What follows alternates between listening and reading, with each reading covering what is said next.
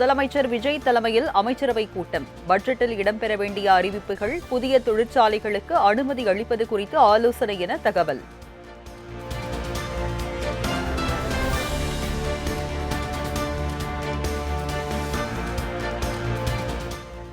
அமைச்சர்கள் பள்ளிகளில் தேவையின்றி ஆய்வு செய்வது, ரீல்ஸ் எடுப்பது போன்ற செயல்களில் ஈடுபடக்கூடாது என முதல்வர் விஜய் அறிவுறுத்தல். அமைச்சர்கள் ஊழல் புகார்களில் சிக்கினால் உடனடியாக பதவி பறிக்கப்படும் என்றும் அமைச்சரவை கூட்டத்தில் முதல்வர் எச்சரிக்கை.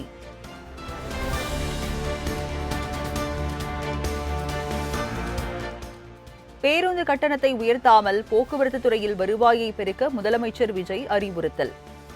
பேருந்தின் நாலா பக்கமும் படிக்கட்டுகளிலும் விளம்பரம் செய்வதன் மூலம் வருவாயை அதிகப்படுத்தவும் முதலமைச்சர் விஜய் அதிகாரிகளிடம் யோசனை வழங்கியதாக தகவல்.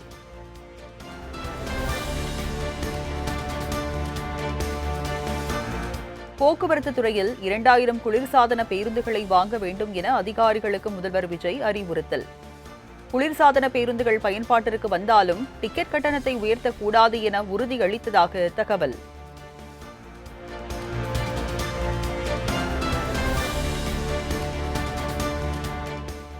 சென்னை தலைமை செயலகத்தில் முதலமைச்சர் விஜய் தலைமையில் வேளாண் துறை சார்ந்த ஆய்வுக் கூட்டம். வேளாண் பட்ஜெட்டில் இடம்பெற வேண்டிய முக்கிய அம்சங்கள் குறித்து ஆலோசனை என தகவல்.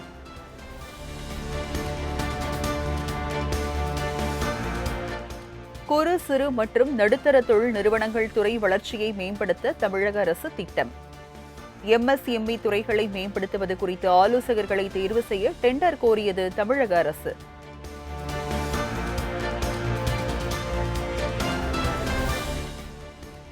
மக்கள் தொகை கணக்கெடுப்பின் ஒரு பகுதியாக மக்கள் தங்கள் விவரங்களை பதிவு செய்யும் சுய கணக்கெடுப்பு நாளை தொடக்கம். ஆகஸ்ட் 1 முதல் வீடுகள் வாரியான கணக்கெடுப்பு நடைபெறும் என்றும் கணக்கெடுப்பு இயக்குநர் சுந்தரேஷ் தகவல்.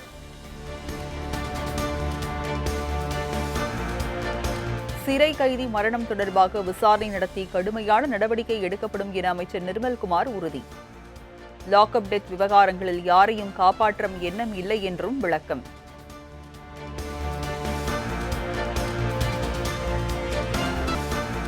கடந்த 5 ஆண்டுகளில் பத்திரப்பதிவு துறையில் பெரிய அளவில் முறைகேடுகள் நடைபெற்றதாக அமைச்சர் நிர்மல்குமார் குற்றச்சாட்டு. அரசு புறம்போக்கு மற்றும் ஏரி உள்ளிட்ட நீர்நிலை நிலங்களின் சட்டவிரோத பதிவுகளை தடுக்க தீவிர நடவடிக்கை மேற்கொள்ளப்பட்டு வருவதாகவும் பேட்டி.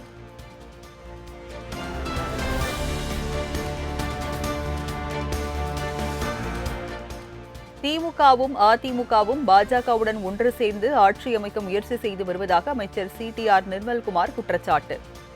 50 கோடி ரூபாய் கொடுத்தாவது தாவேகா MLAக்களை திமுக வாங்க முயற்சிப்பதாகவும் புகார்.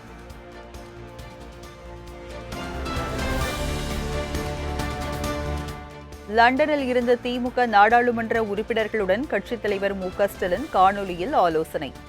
நாடாளுமன்ற மழைக்கால கூட்டத்தொடர் வரும் 20ஆம் தேதி தொடங்க உள்ள நிலையில் MPக்களின் செயல்பாடு குறித்து அறிவுரை.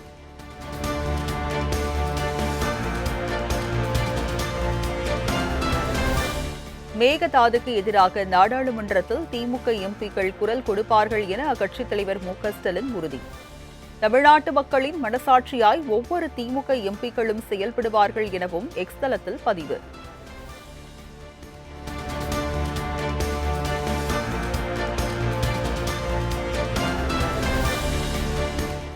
மாநில அரசின் உரிமைகளை பறிக்கும் மத்திய அரசின் எந்த ஒரு சட்டத்தையும் திமுக எதிர்க்கும்.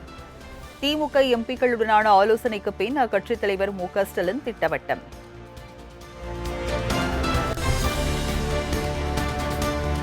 கடந்த ஆட்சியில் நிதி ஒதுக்காமல் நடந்தாய் வாழி காவிரி திட்டம் கிடப்பில் போடப்பட்டதாக அதிமுக பொதுச் செயலாளர் எடப்பாடி பழனிசாமி விமர்சனம்.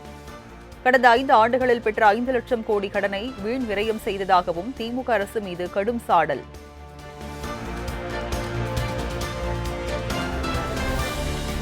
நடந்தாய் வாழி காவிரி திட்டத்தை தாவேகா அரசு உடனடியாக நிறைவேற்றிட வேண்டும். ரீல்ஸ் விடுவது, குதிரை பேரம் நடத்தி ஆட்சியை காப்பாற்ற முயற்சிப்பதை விடுத்து விவசாயிகளை காக்க விரைந்து நடவடிக்கை எடுக்க வேண்டும் என்றும் EPS வலியுறுத்தல்.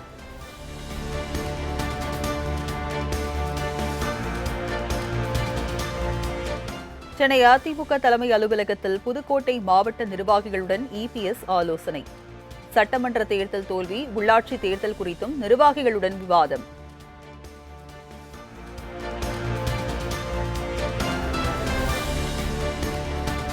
அதிமுக விழுப்புரம் மாவட்ட நிர்வாகிகள் 11 பேரை கூண்டோடு நீக்கி உத்தரவிட்ட எடப்பாடி பழனிசாமி. சில நாட்களுக்கு முன்பு சி.வி. சண்முகம் ஆதரவாளர்களுக்கும் பசுபதி ஆதரவாளர்களுக்கும் இடையே கைகலப்பான நிலையில் சி.வி. சண்முகத்தின் ஆதரவாளர்கள் மீது நடவடிக்கை.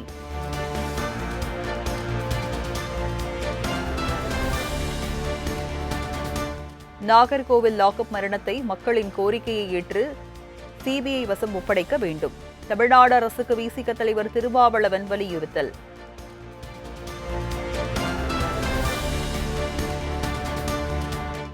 தமிழ்நாட்டில் இதற்கு முன்பு எவ்வளவோ விளையாட்டுத்துறை அமைச்சரை பார்த்திருக்கிறோம், ஆனால் ஆதவ் வித்தியாசமாக இருக்கிறார் என அன்புமணி பாராட்டு.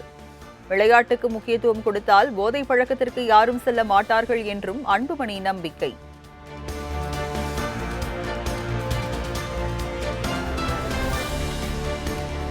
அண்ணன் அன்புமணியின் கோபமான வார்த்தையில் கூட அன்பு அதிகமாகவே இருக்கும் என அமைச்சர் ஆதவ் அர்ஜுனா பாராட்டு. அரசியல்வாதி என்பதையும் தாண்டி அன்புமணி எப்போதும் சுற்றுச்சூழல், நதி என இயற்கை சார்ந்தே பேசுவார் என்றும் புகழாரம். பாமக தலைவராக அன்புமணியை ஒருபோதும் ஏற்றுக்கொள்ள முடியாது. அன்புமணியை கண்டு வன்னியர்கள் யாரும் ஏமாறக்கூடாது என்றும் பாமக முன்னாள் எம்எல்ஏ அருள் ஆவேசம்.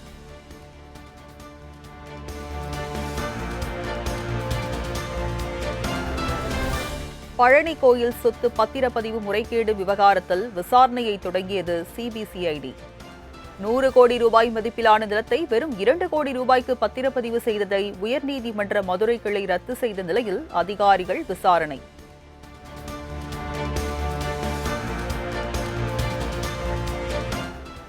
சென்னை தி.நகர் சட்டமன்ற தொகுதியில் வெற்றி பெற்றதை எதிர்த்து தொடரப்பட்ட வழக்கு.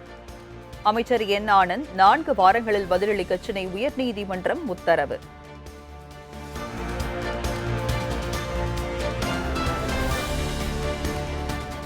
கரூர் மற்றும் விராலிமலை தொகுதிகள் காலி என்கிற அறிவிப்புக்கு இடைக்கால தடை கோரி அக்ரி கிருஷ்ணமூர்த்தி தொடர்ந்த வழக்கு.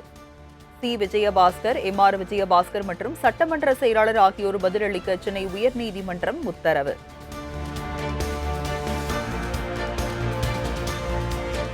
பழனி கோயில் நில விவகாரத்தில் அமைச்சர் ரமேஷுக்கு எதிராக அவதூறு பரப்பியதாக வினோத் சூர்யா என்பவர் கைது செய்யப்பட்டதற்கு எதிரான வழக்கு. கலவரங்களை தூண்டுதல் உள்ளிட்ட பிரிவுகளின் கீழ் வழக்கு பதிவு செய்வதை தவிர்க்க வேண்டும் என அரசுக்கு சென்னை உயர்நீதிமன்ற நீதிபதி பரத சக்கரவர்த்தி அறிவுறுத்தல்.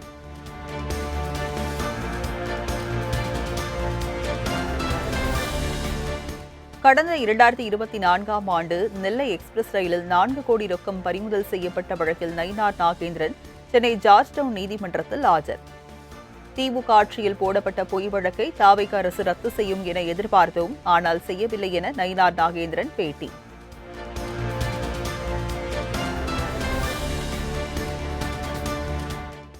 மண் அள்ளும் டெண்டருக்கு தாவேகா தரப்பில் அனுமதி வாங்கியதாக லஞ்சம் கேட்ட தாவேகா பிரமுகர் கைது. ஸ்ரீவில்லிபுத்தூர் தொகுதி தாவேகா எம்எல்ஏ கார்த்திக் பெயரை சொல்லி லஞ்சம் கேட்டதாக ஆடியோ ஒன்று வெளியான நிலையில் காவல்துறையினர் நடவடிக்கை.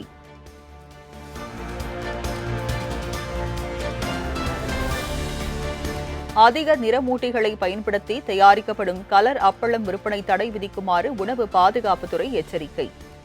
கண்ணை கவரும் கலர் அப்பளத்தை குழந்தைகளுக்கு வாங்கிக் கொடுப்பதற்கு பதிலாக பாரம்பரிய அரிசி, உளுந்து உள்ளிட்டவற்றால் தயாரிக்கப்படும் அப்பளத்தை வாங்கிக் கொடுக்குமாறு அறிவுறுத்தல்.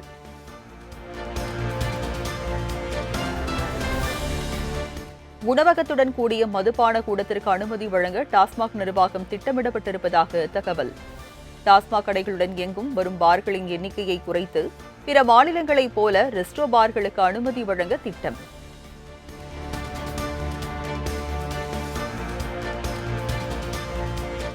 சென்னை மாநகராட்சியில் 4 மூத்த அதிகாரிகள் உட்பட 6 பேரை பணியிடம் நீக்கம் செய்து மாநகராட்சி ஆணையர் சமீரன் உத்தரவு.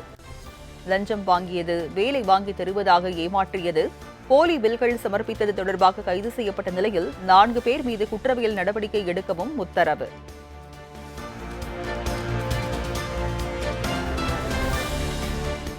நெல்லை மாநகராட்சி கூட்டத்தில் எடப்பாடி பழனிசாமியின் புகைப்படத்தை வைக்க கோரி அதிமுகவினர் வாக்குவாதம். முன்னாள் முதல்வர் என்ற வகையில் மு.க. ஸ்டாலின் புகைப்படம் இருக்கும்போது எடப்பாடி பழனிசாமி படத்தை ஏன் வைக்கக்கூடாது என கேள்வி.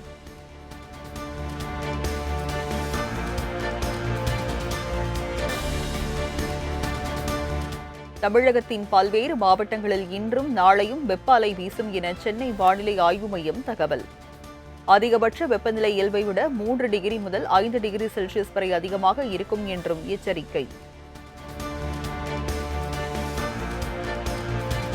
வரும் 19ஆம் தேதி வரை மேற்கு தொடர்ச்சி மலை மாவட்டங்களில் இடி மின்னலுடன் கூடிய மிதமான மழை பெய்யும்.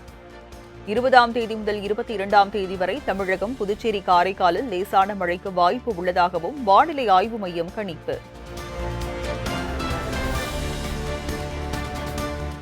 பிரதமர் நரேந்திர மோடி தலைமையில் நாளை மத்திய அமைச்சரவை கூட்டம். நாடாளுமன்ற மழைக்கால கூட்டத்தொடர் குறித்த வியூகங்கள், எதிர்க்கட்சியினரை எதிர்கொள்வது குறித்து முக்கிய ஆலோசனை.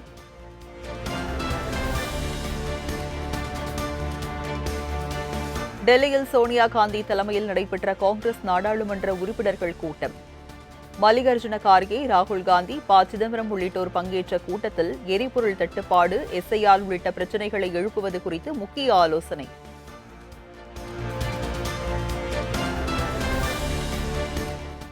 தொகுதி மறுவரையறை தொடர்பாக அனைத்துக் கட்சி கூட்டத்தை கூட்டி விவாதிக்க வேண்டும். தொகுதி மறுவரையறை விவகாரத்தில் தனிச்சையாக செயல்படுவதை மத்திய அரசு தவிர்க்க வேண்டும் என்றும் பிரதமர் மோடிக்கு அகில இந்திய காங்கிரஸ் கட்சித் தலைவர் மல்லிகார்ஜுன கார்கே கடிதம்.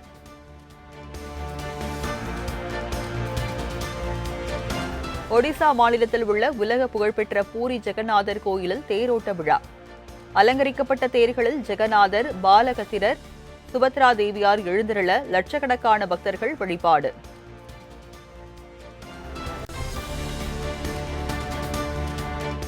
உலக புகழ்பெற்ற பூரி ஜெகநாதர் கோயில் தேரோட்டத்தில் கடும் கூட்ட நெரிசல். ஒரே நேரத்தில் லட்சக்கணக்கானோர் ஒன்று திரண்டதால் 120 பேர் காயம், மூச்சு விட முடியாமல் தவிர்த்தவர்கள் உடனடியாக மருத்துவமனையில் அனுமதி.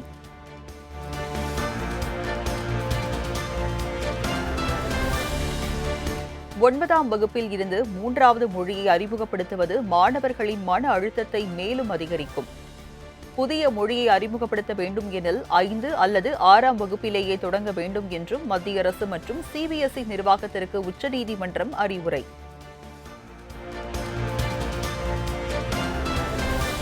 தமிழ்நாட்டில் எஸ்ஐஆர் நடவடிக்கைக்கு எதிராக திமுக உள்ளிட்ட கட்சிகள் தொடர்ந்த வழக்கு முடித்து வைப்பு. எஸ்ஐஆர் விவகாரத்தில் தனிப்பட்ட நபர்கள் பாதிக்கப்பட்டால் அவர்கள் நீதிமன்றத்தை அணுகலாம் என உச்சநீதிமன்ற நீதிபதிகள் அறிவுறுத்தல்.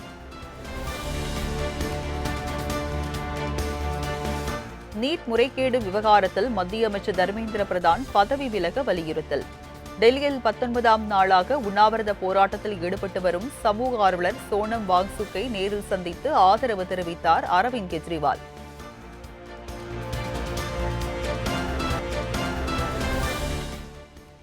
உக்ரைன் நாட்டின் புதிய பிரதமராக செர்ஹி கொரெட்ஸ்கி தேர்வு.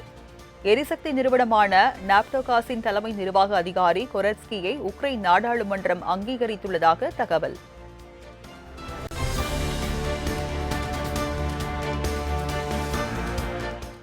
சென்னையில் ஆபரண தங்கத்தின் விலை சவரனுக்கு 240 ரூபாய் குறைந்து 1 சவரன் 1,05,200 ரூபாய்க்கு விற்பனை. கிராமுக்கு 30 ரூபாய் குறைந்த நிலையில் 1 கிராம் 13,150 ரூபாய்க்கு விற்பனையாகிறது.